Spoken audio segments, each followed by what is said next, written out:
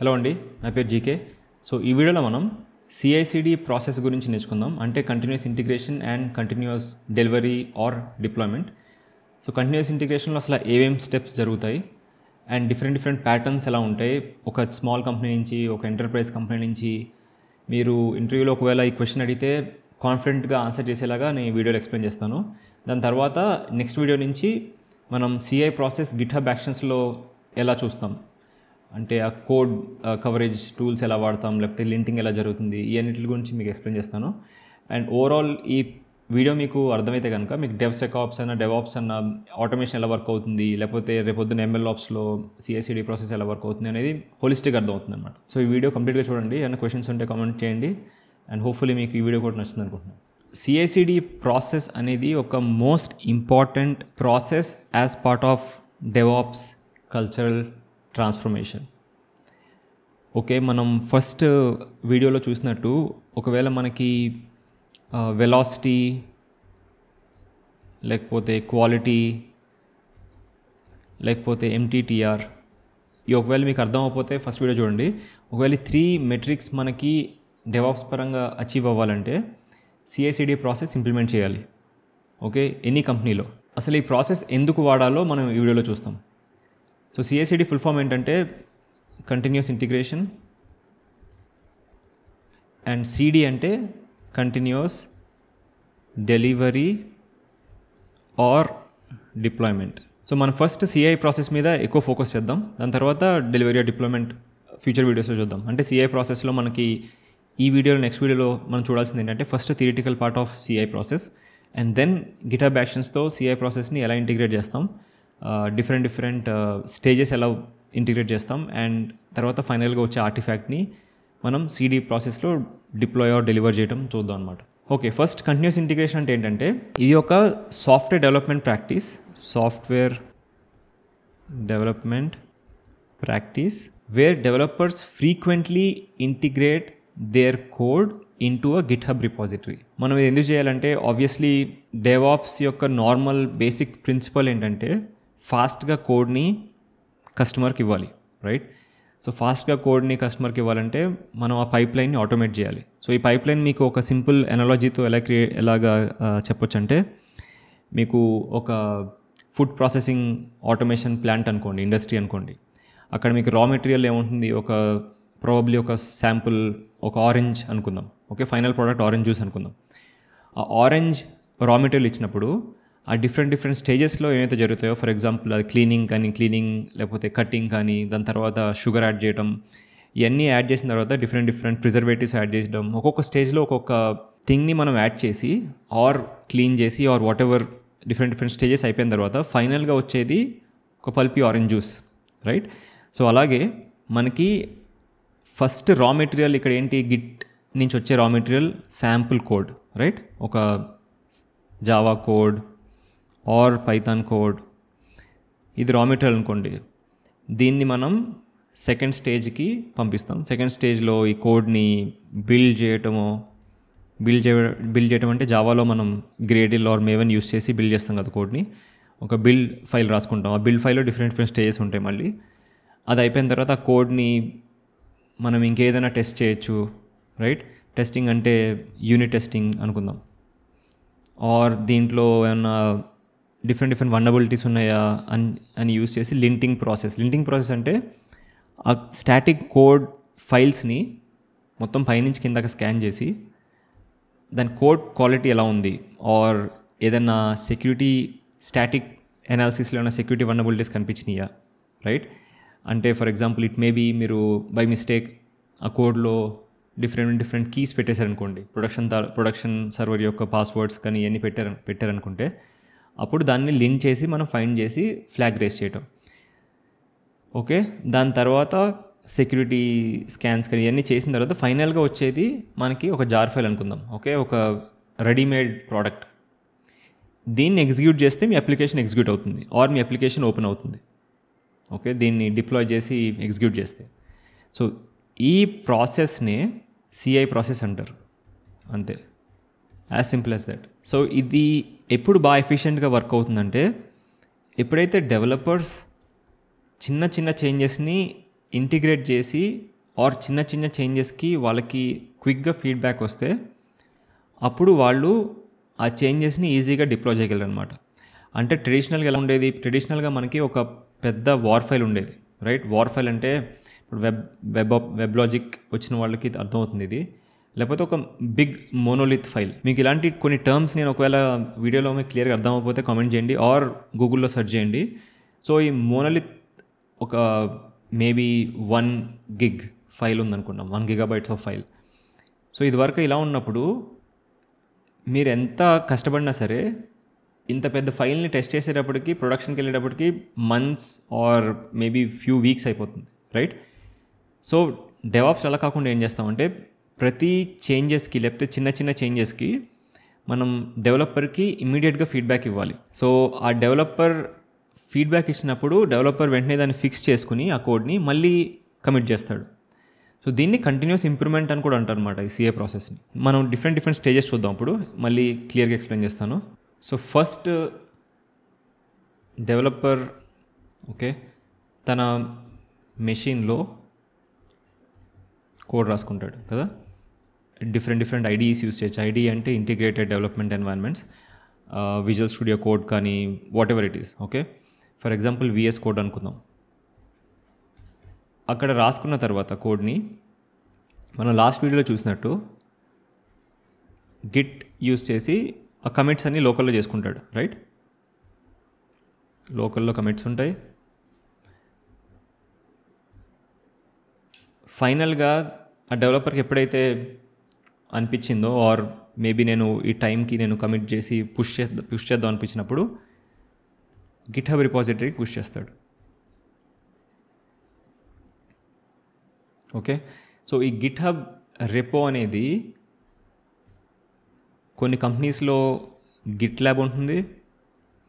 మనం గిట్హబ్ ఎక్కువ వాడతాం కాబట్టి వీడియోలో గిట్హబ్ అంటున్నాను. లేకపోతే కొన్ని కంపెనీస్లో వేరే డిఫరెంట్ రిపాజిటరీస్ ఉంటాయి. సో బేసిక్ థీమ్ ఏంటంటే ఈ కోడ్ ఆబ్వియస్లీ ఒక రిపాజిటరీలో స్టోర్ అయి ఉంటుంది.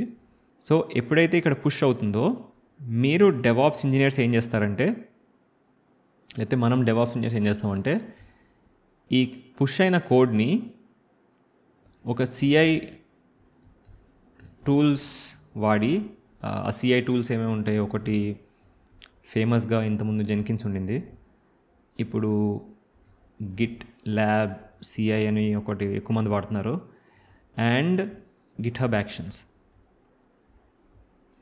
మళ్ళీ చెప్తున్నాను, ఇది ఏ టూల్ అయినా మనకి అంత ఫరక్ పడదు.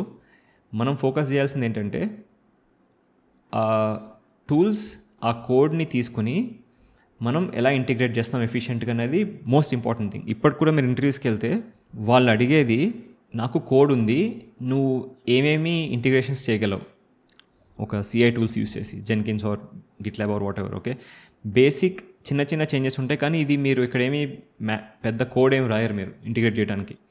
ఓకే, గిట్హబ్ యాక్షన్స్ అంటే దాని YAML ఫైల్ ఉంటుంది, ఆర్ జెన్కిన్స్ అంటే దాని గ్రూవీ స్క్రిప్ట్స్ ఉంటాయి, అన్ని బేసిక్ స్క్రిప్టింగ్. అది దీని గురించి మీరు ఎక్కువ భయపడొద్దు. సో ఈ CI టూల్స్లో మనం డిఫరెంట్ స్టేజెస్ రాస్తాం అనమాట. అంటే దీని ఒకవేళ మీరు జూమ్ ఇన్ చేస్తే ఫస్ట్ స్టేజ్ నేను ఇందాక చెప్పినట్టు ఫస్ట్ స్టెప్ బిల్డ్ ప్రాసెస్ రాస్తాం. మేబీ ఇక్కడ మేవెన్ యూస్ చేసి, అంటే ఈ జావా కోడ్ బిల్డ్ అవుతుంది. Okay, MVN build or what ever. లేకపోతే మీరు ఒకవేళ నోడ్ యూస్ చేస్తే NPM వాడతాం, ప్యాకేజ్ మేనేజర్. అది డిఫరెంట్ లైబ్రరీస్ తెచ్చుకుంటుంది. ఆ కోడ్ని, నార్మల్ జావా కోడ్ని బిల్డ్ చేస్తే మనకి అవుట్పుట్ ఒక జార్ ఫైల్ వస్తుంది, అంటే ఒక ఎగ్జిక్యూటిబుల్ ఫైల్ వస్తుంది, రైట్? ఆర్ నోడ్ సంబంధించిన ఎగ్జిక్యూటిబుల్ ఫైల్ వస్తుంది. సో సెకండ్ది ఆటోమేటెడ్ టెస్ట్. సో బిల్డ్ అయిన తర్వాత డెవలపర్ ఒకవేళ యూనిట్ టెస్ట్ రాస్తే ఆ యూనిట్ టెస్ట్ జరుగుతుంది. Okay, unit test against the code base obviously. And తర్వాత ఇంటిగ్రేషన్ టెస్ట్ ఏమైనా ఉంటే integration test and other forms of validation. దీంట్లోనే మనం సెక్యూరిటీ టూల్స్ కూడా ఇంటిగ్రేట్ చేసి ఏదైనా ఉంటే చేసుకోవచ్చు అనమాట. అంటే సోనార్ క్యూబ్ అనే ఒక ఫేమస్ టూల్ ఉంది. ఆ టూల్తో స్టాటిక్ కోడ్ అనాలిసిస్ కానీ, లేకపోతే డెవలపర్స్ కోడ్ కవరేజ్ ఎంత చేశారు అంటే ఒక 100 lines ఆఫ్ కోడ్ రాస్తే ఎన్ని యూనిట్ టెస్ట్ ఆ డెవలపర్ 100 lines ఆఫ్ కోడ్కి రాసాడు, అది ఇక్కడ చెక్ చేసుకుంటాం అనమాట. చెక్ చేసుకున్న తర్వాత ఇంటిగ్రేషన్ టెస్ట్ అంటే ఇంటిగ్రేషన్ టెస్ట్ చేసుకుని, ఇంకేదైనా ఉంటే ఇందాక చెప్పినట్టు code quality, tests, right? And static analysis. And finally fifth స్టెప్లో artefact generation.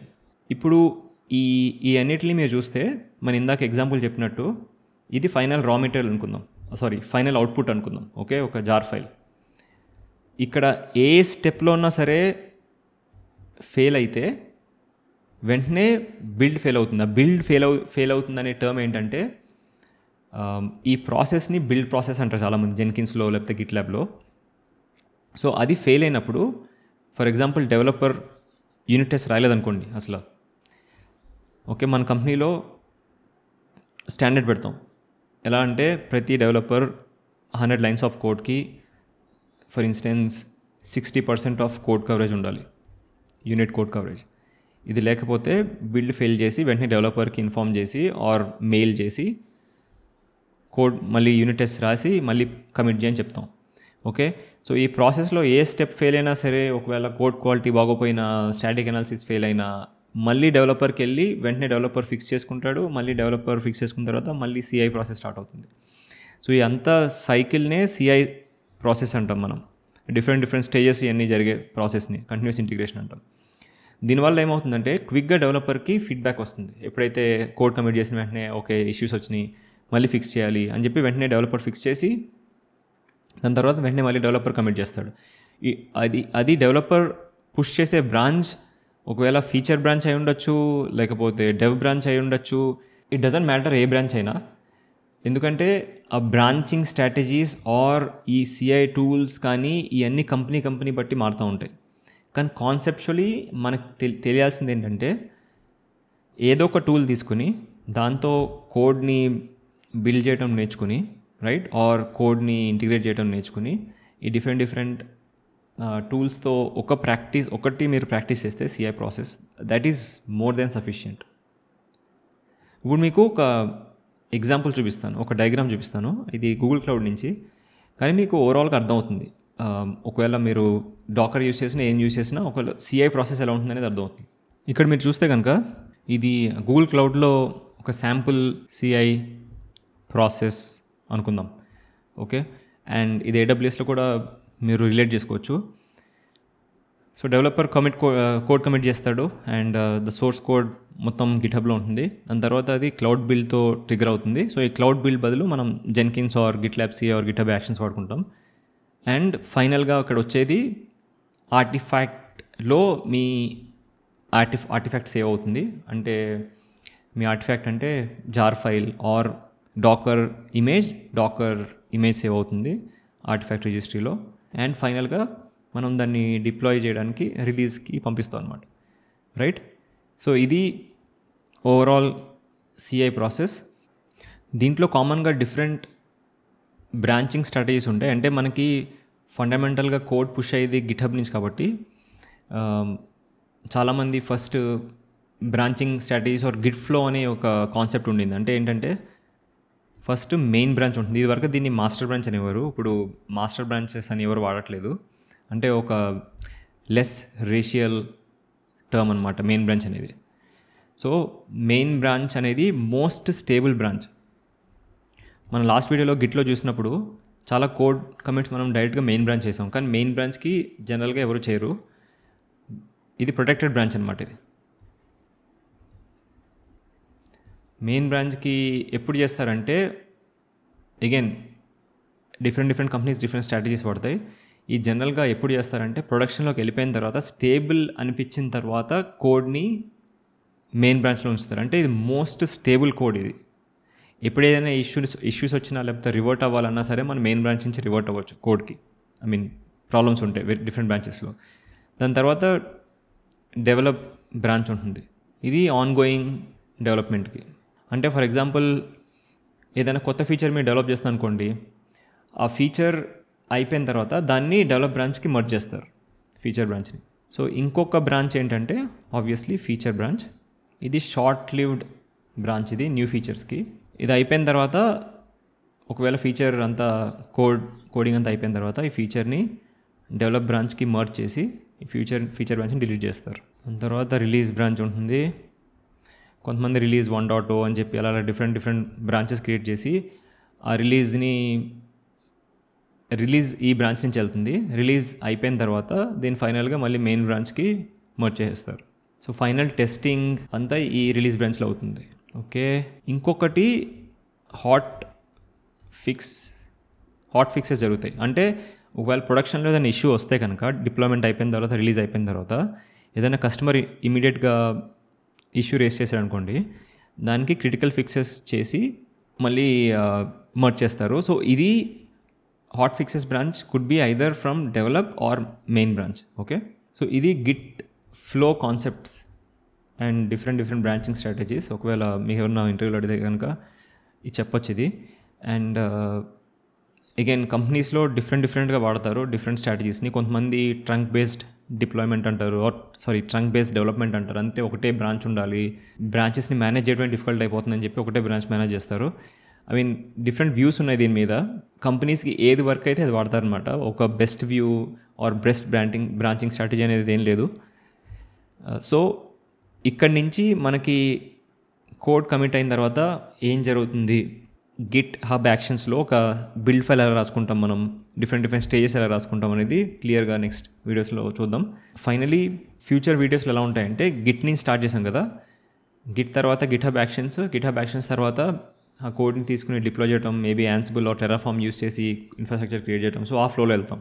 So entire CI/CD process ఫ్లోలో ఇక్కడి నుంచి వెళ్తాం. ఒకవేళ మీకు లినక్స్ ఐడియా లేదు ఆర్ అదేదన్నా ప్రీ రిక్విజిట్స్ కావాలంటే కనుక నాకు కమెంట్ చేయండి. ఒక వీడియోలో మొత్తం లినక్స్ అంతా కవర్ చేస్తాను. సో ఇది షార్ట్ వీడియో.